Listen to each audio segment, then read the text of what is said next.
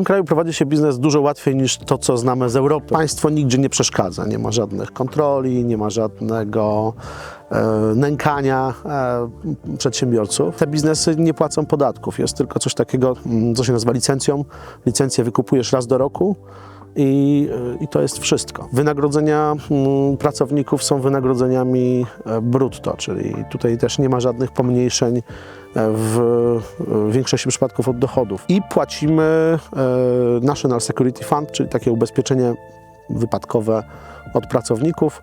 To w tej chwili łącznie za pracowników hotelu i farmy jest w okolicach $10 za wszystkich pracowników miesięcznie. Jest bardzo bezpiecznie, czyli istnieje policja, która pilnuje porządku. Państwo spełnia swoje funkcje. Pozwala ci prowadzić biznes. W ogóle nie myślimy o polskim, europejskim rynku, bo rynek azjatycki jest ciekawszy. Namzależy.pl. Merytoryczne źródło informacji. Partnerzy kanału: Chojnacki i Kwiecień, dystrybutor i producent inwestycyjnych sztabek i monet ze złota i srebra. Agencja marketingowa Efektownia. Wsparcie w zakresie sprzedaży i promocji online. Dzień dobry drodzy widzowie, Wojciech Siryk, Nam Zależy, ten świat jest nasz. Tym razem Kambodża, prowincja Ratanakiri, dżungla i plantacja awokado. Naszym gościem Marcin Ługowski, przedsiębiorca, inwestor, bez wątpienia człowiek bardzo oryginalny. Dzień dobry. Dzień dobry, dzień dobry. Marcin, pytanie na początek, na rozgrzewkę. No różne są kierunki emigracji, przedsiębiorców, ale Kambodża, mimo wszystko, wciąż rzadko spotykana. Jak się tu znalazłeś? Większość rzeczy jest dziełem przypadku i to, że jestem w Kambodży, jest też dziełem przypadku. Byłem kiedyś na wakacjach na południu Tajlandii, na wyspie Koh Chang. Nudziło nam się, przeskoczyliśmy przez granicę do Kambodży. Nie było daleko i nagle wyłonił się świat zupełnie inny niż Tajlandia. Taka Tajlandia sprzed 20 lat. To było 7 lat temu. No i tak się spodobało, że przedłużyłem sobie ten wyjazd turystyczny po Kambodży. Objechałem całą Kambodżę, zadzwoniłem wtedy do wspólnika, że jeszcze musi sobie beze mnie poradzić 3 tygodnie. I po objeździe takim pełnym Kambodży stwierdziłem, że to trzeba wrócić. Tutaj jest przyjaźnie, tutaj są fajni ludzie i tutaj jeszcze nic nie ma. I zdaje się, jest wolność. I jest wolność. O której później jeszcze porozmawiamy. Natomiast powiedz, jak to jest, jeżeli chodzi o podział twojego życia na ten czas spędzany w Polsce i w Kambodży? Czy ty się już z Polski wymiksowałeś w 100%, czy nie? Jak to łączysz? Ja w Polsce jestem tak 40% mojego czasu, 50% czasu, zależy od roku.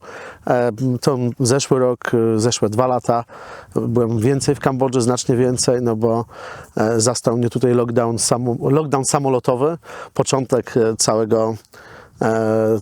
całej pandemii.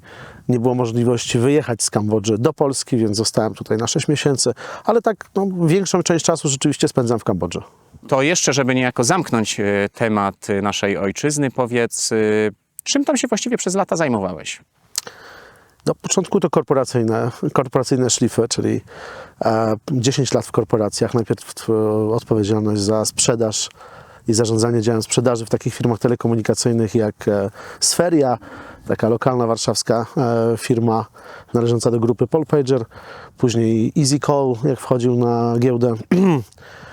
I później zarządzanie sprzedażą w spółce z grupy PKO Banku Polskiego, PKO BP bankowym PTE, no i tak ponad 10 lat temu już urwałem się ze świata korporacyjnego, założyłem ze znajomymi firmę inwestycyjną doradczą i cały czas działaliśmy, aż do momentu, kiedy zobaczyłem Kambodżę i zacząłem powolutku przepinać różne biznesy do Kambodży. My dzisiaj nie bez powodu nagrywamy ten wywiad na plantacji awokado, bo to głównie o tym będziemy rozmawiać. Natomiast, tak jak wspomniałeś, biznesy, interesy, czym jeszcze się tutaj zajmujesz? No, zaczęliśmy w ogóle od rynku turystycznego. 7 lat temu otworzyliśmy hotel Ratanakiri Paradise, który powstał, miał być dużo mniejszy, miał być projektem prywatnym, dołączyli się przyjaciele, dołączyli się inwestorzy i powstał znacznie większy projekt. To było pierwsze moje kroki w Kambodży. Później powstawały restauracje i ten biznes taki związany z turystyką. Turystyka się bardzo rozwijała w Kambodży. co zostało przerwane w 2020, ale ten rozwój był niesamowity, więc można powiedzieć, że działałem w takim rynku turystycznym i obsługi turystycznej. I później też dołączyliśmy projekty rynku nieruchomości, tak naturalnie troszeczkę, czyli kupowanie większych działek, podział tych działek na mniejsze kawałki i odsprzedaż dla rodzin kmerskich, podbudowę takich shophouse'ów, podbudowę domków i tak naprawdę ta gałąź nas uratowała w czasie pandemii, no bo bez tego byłoby ciężej. No to bierzemy się za sedno dzisiejszego odcinka. Powiedz, jak to było z tym biznesem związanym z awokado? Jaka była geneza? Jak zostaliśmy zmuszeni do zamknięcia hoteli, całego biznesu hotelowego, no to nastał taki czas, kiedy przede wszystkim najpierw zamykamy te bieżące sprawy, układamy to tak, żeby kosztowało jak najmniej i potem druga myśl, co robić dalej, bo nie wiadomo, jak długo to będzie trwało. Na stole były różne projekty, na które nie było czasu, bo jak zarządzamy hotelami, to przez duże zaangażowanie operacyjne w biznesy jest bardzo mało czasu na to, żeby zająć się czymś nowym. No jak hotele stanęły, to tego czasu zrobiło się dużo. Na tapecie był projekt awokado, ponieważ warunki w Kambodży są takie same jak warunki w Meksyku, czyli mamy podobną temperaturę, podobną ilość dni słonecznych, podobną ilość opadów i stąd pomysł uprawy awokado w Kambodży, uprawy awokado Hass i tych innych odmian, które są odmianami sklepowymi. To jest całkowicie nowy projekt dla Kambodży, no ale była sprawdzona wcześniej gleba, wiedzieliśmy, że to się tutaj przyjmie. Zresztą awokado nie jest zupełnie obce, bo są lokalne odmiany, które tutaj w Azji się znakomicie sprawują w części Kambodży tej północnej. W ogródkach, jak przyjeżdżaliśmy, widziałeś też, ludzie mają pojedyncze drzewa awokado, odmian lokalnych, które rosną nawet bez systemów wodnych, bez pomocy człowieka. Więc tak, więc ruszyliśmy z projektem awokado, bo był najłatwiejszy i najbardziej zyskowny z tych wszystkich projektów, które mieliśmy do dyspozycji. I zadzwoniłem do kolegi, przyjaciela, z którym robimy tutaj też biznesy w Kambodży. Opowiedziałem mu więcej o pomyśle i zaczęliśmy realizację. To wymagało trochę czasu, no ale 2 lata temu, czyli na początku, w połowie tak naprawdę tego pierwszego roku zamrożenia gospodarki, zaczęliśmy tutaj sadzić drzewka w sezonie mokrym. Szczerze przyznaję, że odczuwam taki trochę dysonans. Z jednej strony warszawiak, korporacje, banki, tego typu tematy. Z drugiej strony rolnik, plantacja awokado, Kambodża. Czy ty masz w ogóle jakiekolwiek związki z rolnictwem? Jak to się stało, że w tym kierunku skręciłeś? Zresztą ja skończyłem Szkołę Główną Gospodarstwa Wiejskiego w Warszawie, więc Warszawa jak najbardziej, tam się urodziłem, ale tam też studia, więc jestem magistrem rolnictwa, można powiedzieć. W Warszawie raczej trudno ziemię uprawiać. Tak, więc związków z rolnictwem w Polsce oprócz wykształcenia nie miałem. Natomiast tutaj jak zaczęliśmy robić biznes hotelowy, no to też w okolicach mamy kilka plantacji różnych, więc to tak jakby wszystko zaczęło się łączyć od samego początku w Kambodży, że to rolnictwo było jakimś tam dodatkiem, no bo kupowało się większe obszary ziemi, część takich ziem uprawnych zostawialiśmy, więc mamy w tej chwili i kauczukowce, mamy jakieś orzechy nerkowca, testujemy różne inne uprawy, jak marakuja, więc takie pierwsze związki już praktyczne z rolnictwem to tak gdzieś od 6 lat, jak zaczęliśmy hotele, to też to rolnictwo było dodatkowo. Podstawowa sprawa, która mnie zastanawia, znam trochę kraje azjatyckie i tu generalnie jest dosyć podobnie w temacie tego, co obcokrajowiec może zrobić, albo konkretniej, czego nie może zrobić i bardzo często nie może nabyć ziemi. Więc jak ten biznes działa, jaka była geneza tego biznesu pod kątem takim czysto prawnym? W Kambodży mamy umowy dzierżawy, na których większość biznesów zachodnich jest oparta.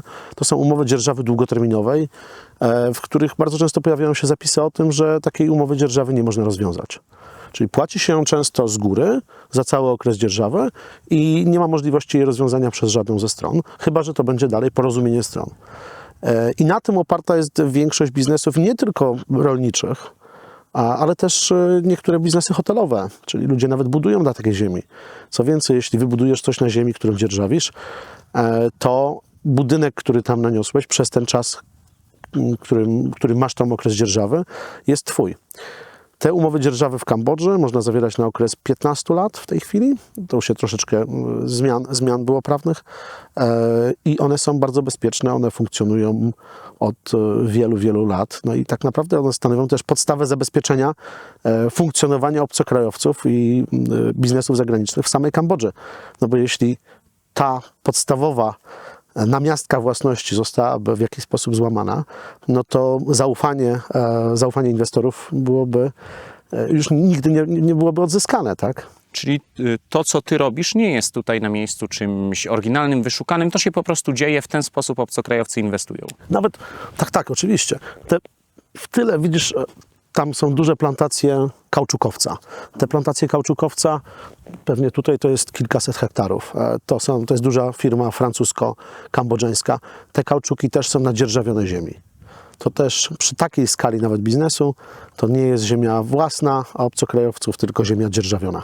No to tak jak mówię, brzmi to bardzo podobnie do wielu innych państw Azji. Na własność taką, na wieki, czy na zawsze nie oddają tej ziemi, no ale właśnie tego typu sposoby funkcjonują.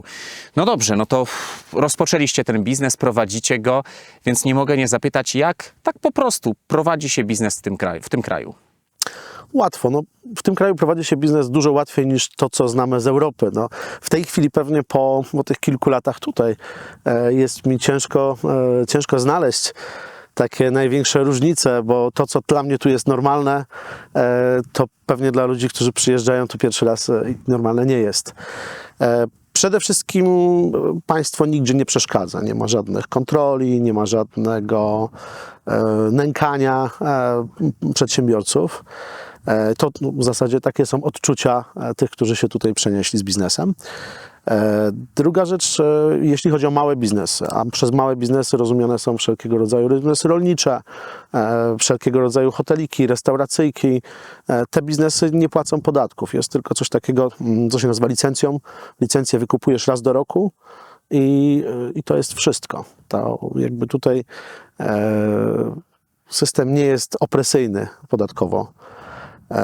Wynagrodzenia pracowników są wynagrodzeniami brutto, czyli tutaj też nie ma żadnych pomniejszeń w większości przypadków od dochodów.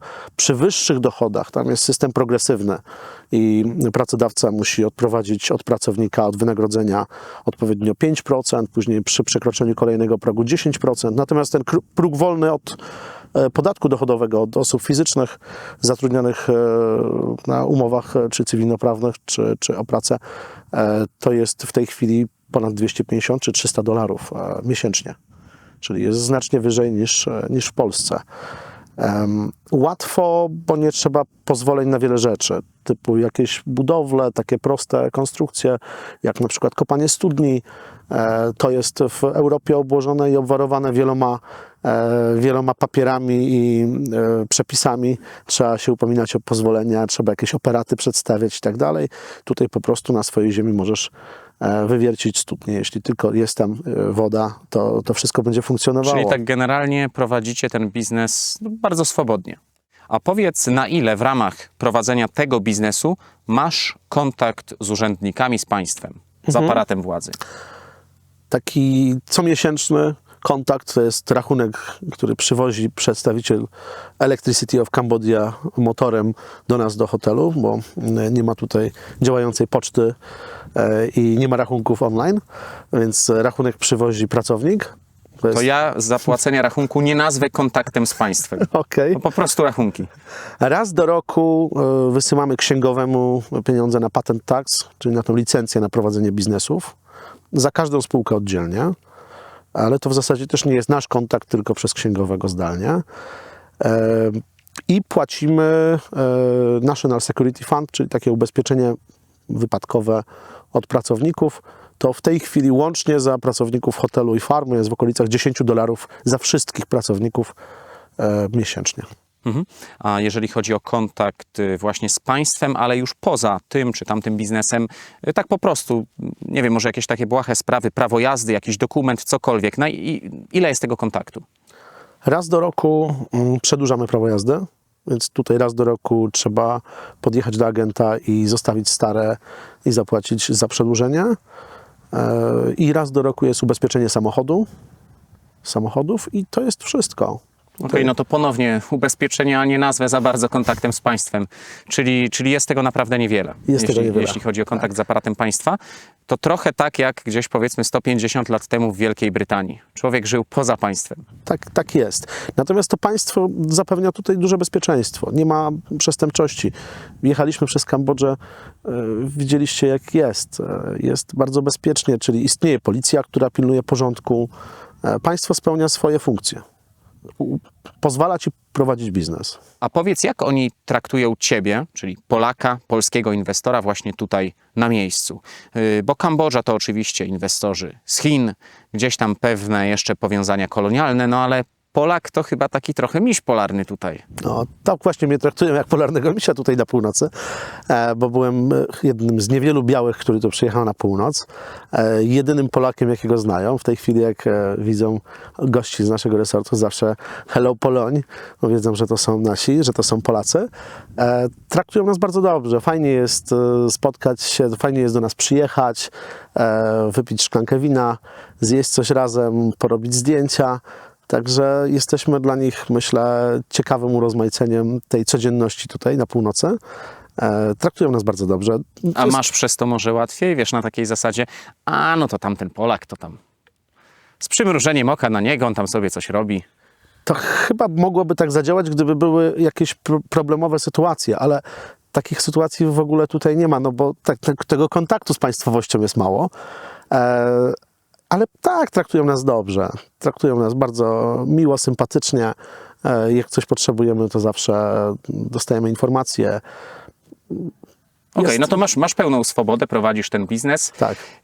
Ważny aspekt, czyli właśnie prowadzenie biznesu dla naszych widzów.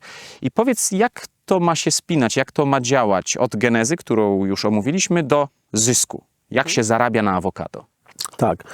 Tak jak widzisz tutaj, najpierw przygotowanie tego wszystkiego to jest duża praca, bo to nie jest tylko praca rolnicza, ale to było najpierw wykarczowanie takich sadów orzechów nerkowca, bo na tym tutaj zakładaliśmy, tutaj wcześniej były sady orzechów nerkowca, które są bardzo nisko opłacalne w Kambodży.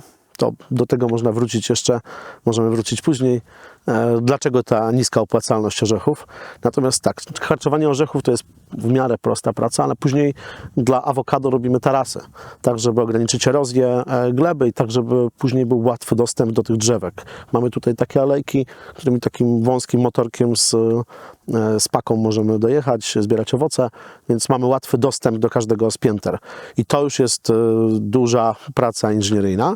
I znowu wracając do tego, zapytałem w urzędzie, czy trzeba takie prace zgłaszać, no bo jednak zmieniamy kształt góry, tak, robimy tarasy, zmieniamy środowisko. Mówię, że nie, żadnych tutaj zgłoszeń nie trzeba, wszystko jest ok. Więc ta praca początkowa to nie tylko taka praca rolnicza, typowo posadzenie, tylko najpierw przygotowanie tego całej plantacji. To, co tutaj widzimy, to są dwuletnie drzewka, czyli to są pierwsze drzewka, od tych zaczęliśmy na początku sezonu mokrego w roku 2020. I później takie drzewka po 5. roku zaczynają dawać owoce, więc na pierwsze lata jest to po prostu skarbonka, tak? Troszkę. Inwestycja. Po prostu. Od 5. roku mamy owoce. I awokado, te odmiany, które tutaj uprawiamy, w tej chwili cena rynkowa tych owoców hurtowa, najniższa cena, jaka była w zeszłym roku 2021, to była cena $3,30 za 1 kilogram. Co to daje? W okolicach 10 ton z hektara, czyli ponad 33 tysiące przychodów, 33 tysiące dolarów przychodów z takiego 1 hektara plantacji. W okolicach 35% z tego odchodzi na koszty, a reszta to jest czysty zysk. No dobrze, a co ze zbytem? Gdzie to awokado zostanie sprzedane? Awokado w Może do Kambodży... Polski? Nie. W ogóle nie myślimy o polskim, europejskim rynku, bo rynek azjatycki jest ciekawszy, jeśli chodzi o awokado. 95% całego awokado sklepowego i restauracyjnego, które jest zużywane w Azji Południowo-Wschodniej, pochodzi z Meksyku, Chile, Peru. No tam są pewne kontrowersje, ale to za chwilę będę o to pytał. Tak, ale stamtąd jest.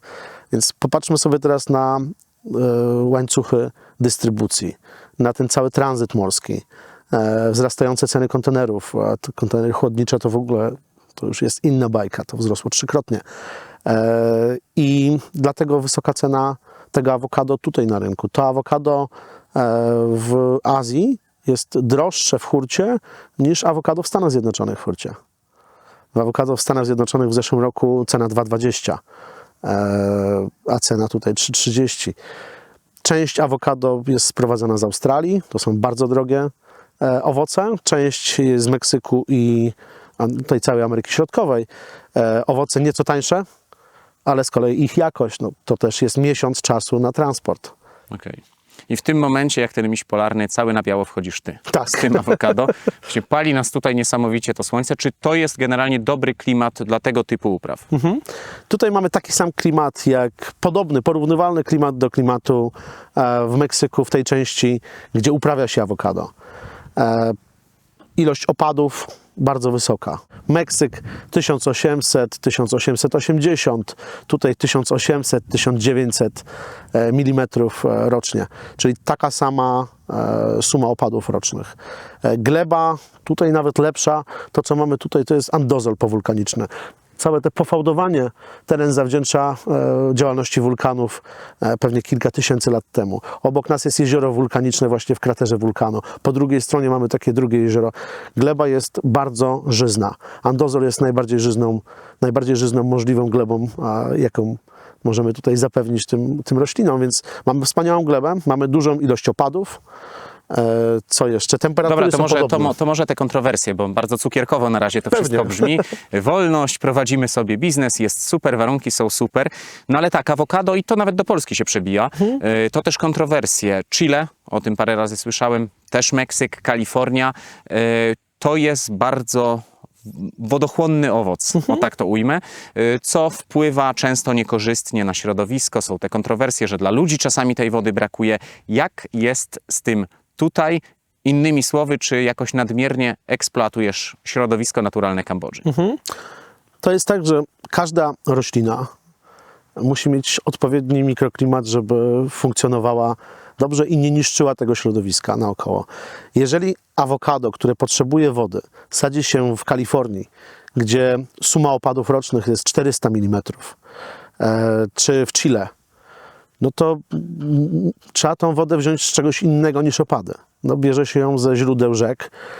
W Chile w Chile, Peru zmienia się całe biegi początków rzek i wysusza się doliny. Ludzie nie mają wody. W tym przypadku mamy wodę bardzo dużą. Tak wyglądało naturalne środowisko awokado w Meksyku. Taka sama suma opadów i nikt tam systemów wodnych nie robił. My w zeszłym roku włączyliśmy system wodny na farmach w Mondulkiri, gdzie jest jeszcze więcej opadów, tylko 5 razy w sezonie suchym. To pokazuje nam, że tak naprawdę to my prawie w ogóle nie nadwyrężamy tutaj systemu wodnego. Cała woda na plantacjach, w tej chwili nowych plantacjach, które mamy w Mondulkiri, to jest woda ze stawów, które zbierają wcześniej wodę deszczową w sezonie mokrym. Poza tym przejedziemy później jeszcze na jedną plantację, zobaczycie, że po plantacji to tak naprawdę wszędzie słychać tą wodę. Woda się sączy z tych gór. Tu jest bardzo dużo wody i w Kambodży z wodą nie mamy żadnego problemu. Okej, to nawet jakbyś 5-krotnie albo 10-krotnie powiększył te plantacje, to zapewniasz mnie teraz, że nikt tutaj nie przyjdzie, urzędnik, mieszkaniec i nie powie: przestań, biały misiu polarny, Polaku, eksploatować, niszczyć nasze środowisko. Na pewno nie. To się nie wydarzy nawet w porze suchej. To się nie wydarzy, bo tylko w porze suchej podlewamy i to jest woda, którą wcześniej zebraliśmy. Ale to podlewanie jest... Teraz jesteśmy w porze suchej. Mamy końcówkę listopada. Popatrzcie na niebo, padało wczoraj. Ta pora sucha tutaj też nie jest tak do końca sucha. Zacznie się pewnie coś bardziej sucho robić od stycznia, czyli takie miesiące, kiedy podlewamy, to jest styczeń, luty, marzec, kwiecień i od maja zaczyna być znowu deszczowo. 4 miesiące w roku potrzebujemy dodatkowego podlewania. To jeszcze pociągnijmy wątek takiej trochę kontry z mojej strony. Powiedz, co tu może nie wyjść? Jakie są zagrożenia związane z tym konkretnym biznesem?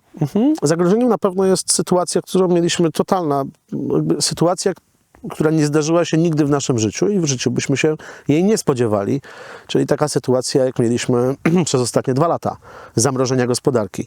Tutaj były biznesy orzechów nerkowca, nie ma przetwórstwa orzechów nerkowca w Kambodży, dlatego ten biznes jest nisko opłacalny, no ale jednak miejscowi mają te orzechy nerkowca i zawsze wysyłali je co roku do Wietnamu. Przyjeżdżali kupcy z Wietnamu i skupowali to w dużych ilościach, żeby tam nie przetworzyć po drugiej stronie granicy. A podczas pandemii zablokowana została całkowicie granica towarowa też z Wietnamem. W związku z czym ci ludzie nie mieli żadnego zbytu na orzechy. To się wszystko zepsuło. Więc sytuacje nadzwyczajne mogą się zdarzyć i te sytuacje nadzwyczajne mogą spowodować, że rzeczywiście nie sprzedamy tego awokado. Natomiast to mówimy o sytuacjach takich nadzwyczajnych, krytycznych, które ciężko pewnie sobie w tej chwili nawet przewidzieć. No a takie zwyczajne, jakby nie było, sytuacje rolnicze typu, nie wiem, jakaś zaraza, cokolwiek, nie znam się na tym, przyznaję. No, wszelkie zarazy możemy zawsze czymś potraktować, tak? To wiadomo, że monitorujemy drzewa, monitorujemy ich wygląd, patrzymy na liście, jak to wygląda i na podstawie tego awokado jest dobrze poznanym owocem. My tutaj korzystamy z podręczników z Queensland University w Australii i jakby to jest podstawa do naszego traktowania awokado na tych plantacjach. Jest dobrze poznane, jest szeroko uprawiane, w związku z czym tak samo jak z uprawą jabłoni w Polsce, jeżeli coś się dzieje, no to wiadomo, że musimy zastosować jakieś środki, żeby się tego pozbyć. I tak samo jest też tutaj. Gdyby coś się działo, no to będziemy to awokado leczyć, opryskiwać, tak żeby rosło. No nie jest... To jest awokado uprawione ekologicznie. Widzisz, mamy tutaj trawę, żeby zatrzymać erozję gleby. Ono sobie dobrze rośnie w trawie. Tak jest też na większości terenów uprawiane za granicą. Czyli nie stosujemy herbicydów. To już jest jeden duży plus. Żadne substancje chemiczne nie przenikają nam tu do gleby. Stosujemy nawozy organiczne, czyli nawozy w pełni naturalne. Mamy dobrą glebę, więc te nawozy są takim dodatkiem tylko. Wodę mamy lokalnie i co się mogłoby wydarzyć? Jakieś insekty i jakieś choroby grzybowe. Choroby grzybowe wiemy, jak opryskiwać i znamy na to środki do oprysku i insekty. To oczywiście też musielibyśmy zastosować opryski.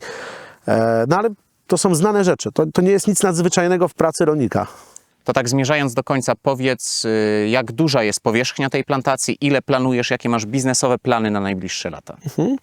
Tutaj mamy 8 hektarów na tej plantacji, to jest pierwsza plantacja. Później kupowaliśmy w kawałkach ziemię w Taang. Tam jest już prawie 30 hektarów, ale nie jest wszystko obsadzone awokado. Awokado tam jest w okolicach 20 hektarów. I w Mondulkiri rozwijamy projekty szerzej. Na dole 12 hektarów, później na górze 19 hektarów. I to są obsadzone już hektary awokado. Oprócz tego staramy się do każdego naszego hektara dorzucić kawałek ziemi, na której odbudowujemy naturalny ekosystem. Czyli sadzimy kadambary. Kadambar to jest takie lokalne, pionierskie drzewo, które żyło sobie w lasach i żyje, tylko jest często wycinane. I odbudowujemy tam fragmenty lasu. Czyli tak można powiedzieć, że do tego wszystkiego, co mamy, jeśli chodzi o awokado, można dodać 10% dżungli, którą odbudowujemy, po to, żeby te insekty nam nie przychodziły, bo tam są stanowiska lęgowe ptaków i mamy tą bioróżnorodność. To tutaj częściowo widać, to na kamerze nie będzie widać, bo Pokażemy przebitki. Na dole mamy ten naturalny ekosystem. W Taang to widać bardziej, bo tam mamy kilka rzeczek, takich strumyków, na których zostawiamy i odbudowujemy las, więc bambusy, kadambar. Za kilka lat będziemy mieli piękną puszczę. I na sam koniec, wiem, że ten konkretny biznes jest otwarty na inwestorów. Powiedz nieco więcej, Krótko, konkretnie, jak to działa? Jak najbardziej. Jesteśmy otwarci. Mamy w tej chwili grupę kilkunastu inwestorów, kilkunastu osób, które są z nami w różnych innych projektach też wcześniej. Jest kilka osób, które są nowe, że tak powiem, w Kambodży i dołączyły się do tego projektu już stricte awokadowego. I działa to tak, że dzielimy się z naszymi partnerami zyskami z plantacji. No, taki zysk z 1 hektara to jest w okolicach 20 000, docelowo w okolicach $20,000 Po paru latach. po paru latach. No, po tym okresie tych 5 lat, kiedy drzewka muszą dojść do tego momentu, kiedy będą owocowały. I od tego 5 roku dzielimy się zyskami. I to wygląda tak, że w zasadzie kapitał zwraca się w 7 roku, a potem w kolejnych latach ta stopa zwrotu z inwestycji przekracza 20% rocznie od zainwestowanego kapitału. To przy takim bardzo delikatnym założeniu cen na poziomie obecnym, te ceny też będą rosły. Jeżeli ktoś będzie zainteresowany wejściem w ten interes, to powiedz, gdzie kierować widzów, bo oczywiście dodamy do opisu filmu. Super, to zapraszamy do kontaktu i ze mną osobiście, i z Piotrem Łysikiem, moim wspólnikiem, który jest w Polsce, bo ja większość czasu jestem tutaj na miejscu. Do Kambodży też zapraszam oczywiście. Kontakt w opisie. To tak jeszcze dopytam, oczywiście tam będzie więcej informacji, prawda? No bo my bardziej rozmawialiśmy o Kambodży, o biznesie jako takim, ale jednak inwestor będzie chciał więcej. Jak najbardziej. Jak najbardziej tak. No cóż, ja już teraz zdradzę, że to tak naprawdę pierwsza część naszej rozmowy. Postanowiłem, że odseparujemy temat stricte biznesowy od tematów takich szeroko rozumianych, skupionych na Kambodży, życiu, tutaj gospodarce i o tym sobie po prostu nagramy drugą rozmowę. Wspaniale, super. Już teraz zapraszamy. Dziękujemy za uwagę. Dziękuję serdecznie.